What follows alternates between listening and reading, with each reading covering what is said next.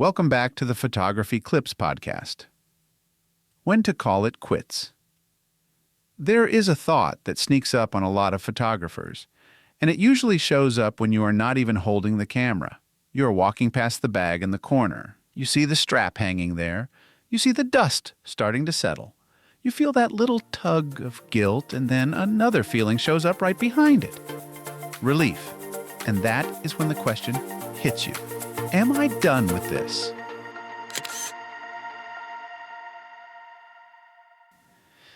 I have talked with enough people, and I have watched enough friends quietly drift away from photography to know this is not a rare problem anymore.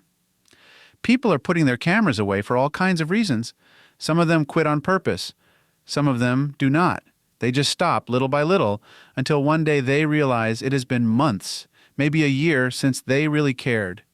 This is an evergreen topic because the details change, but the real issue stays the same. Photography takes time. It takes energy. It takes attention. When life gets full or when the joy starts to fade, you start wondering if it is time to hang it up. I want to say this clearly right up front. Thinking about quitting does not mean you failed. It does not mean you never had talent. It does not mean the years you spent learning were wasted. It just means you are being honest about what your life looks like right now. For some people, the thought of quitting feels like losing a part of who they are. Maybe you have been the camera person in your family. Maybe you have been the one who documents trips, birthdays, and holidays. Maybe you are the person who would drive out early just to catch good light. When that has been part of your normal life for a long time, stepping away can feel strange. It can feel like you're changing your identity. Most of the time, you're not losing who you are. You are making room for who you are now. One of the biggest changes in photography is also the simplest. The phone. Phones are good now. They do not just take pictures. They make pictures look good with almost no effort. A phone is always with you. It is fast and it is easy. For everyday moments, it wins because it is there. So a lot of people start asking themselves a hard question. Why carry all this gear when the phone gives me something that looks fine? A dedicated camera still has advantages, and you already know that. Better lenses, better control, better performance in certain conditions. But the bigger question is not what the camera can do. The bigger question is what you want to do. A camera asks more of you.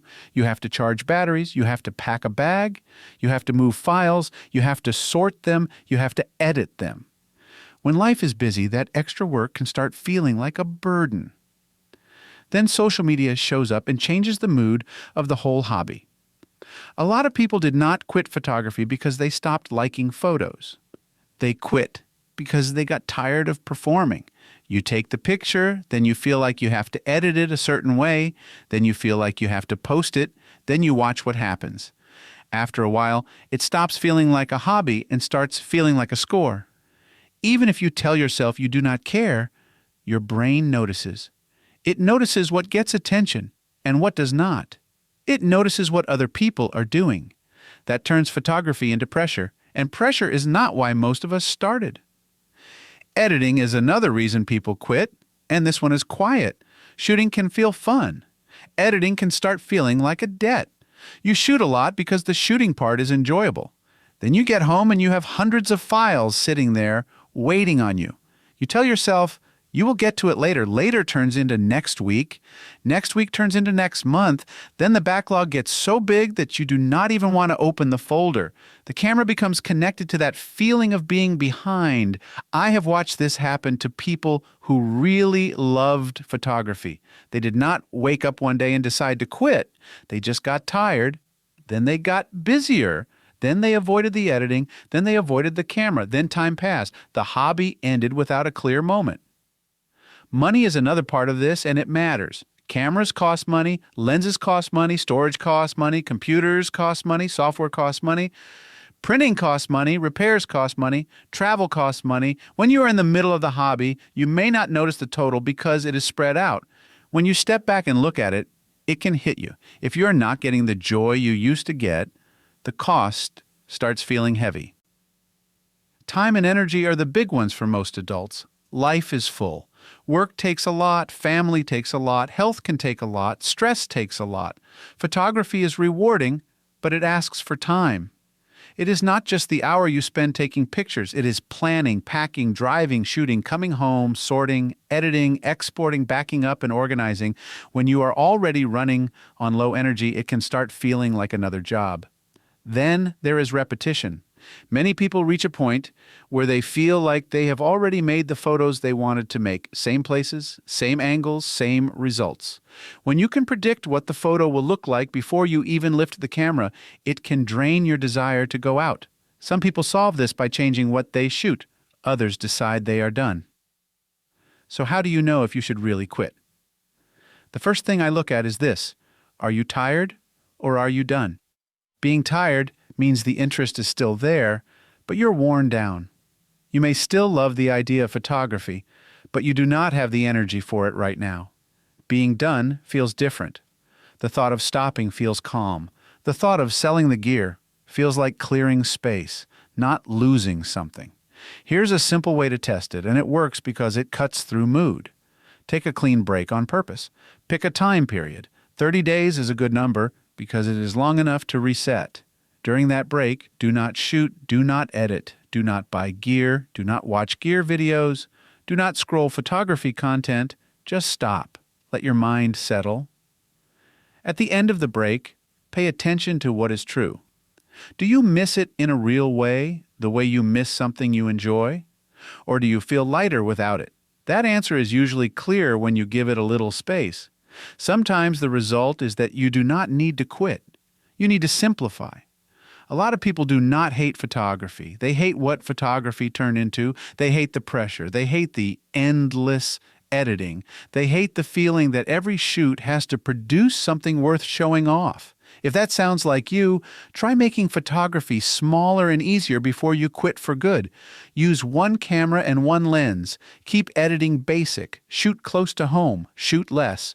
Print a few photos you like and stop chasing perfection. When the hobby becomes simple again, it often becomes enjoyable again.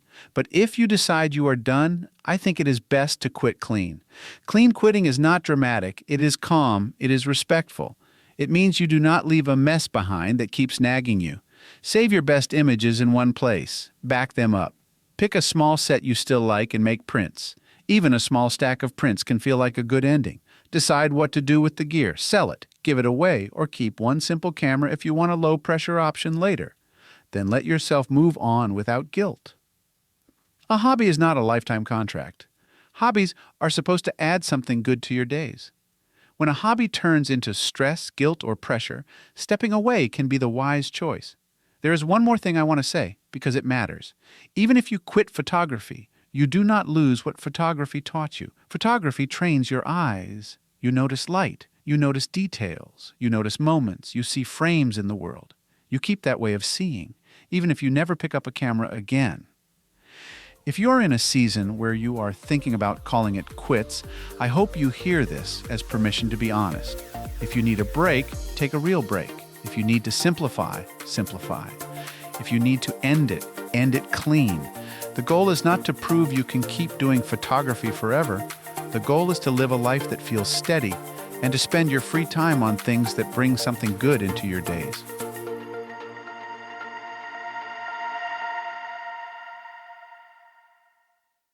Thanks so much for listening to the Photography Clips podcast. I'm your host, Will Moneymaker. If you liked today's episode, feel free to share it with a fellow photography enthusiast. And don't forget to subscribe so you won't miss what's ahead. You can also visit willmoneymaker.com to explore more of my photography and thoughts behind the lens.